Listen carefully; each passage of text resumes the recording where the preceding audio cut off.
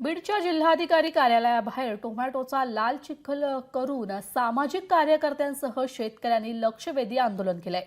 लाखो रुपये खर्च करून पिकवलेल्या टोमॅटोला सध्या 5 ते 10 रुपये प्रति किलो दर मिळतोय। त्यामुळे शेतकरी हवालदिल झालाय। याच प्रश्नाकडे लक्ष वेधण्यासाठी जिल्हाधिकारी कार्यालयाबाहेर 200 किलो टोमॅटोचा लाल चिखल करून लक्ष वेधण्यात आलंय। शेतकऱ्यांच्या शेतमालाला हमीभाव मिळावा अशी मागणी यावेळी करण्यात आली आहे।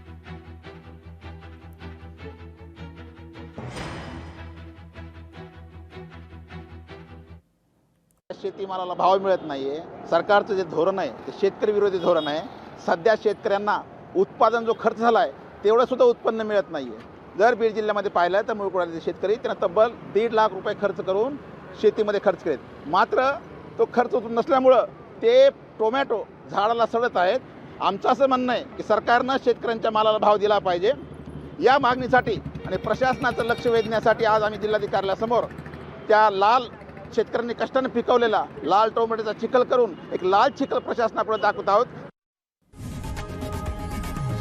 लोकशाही मराठी ऐका, पहा, जागरूक रहा।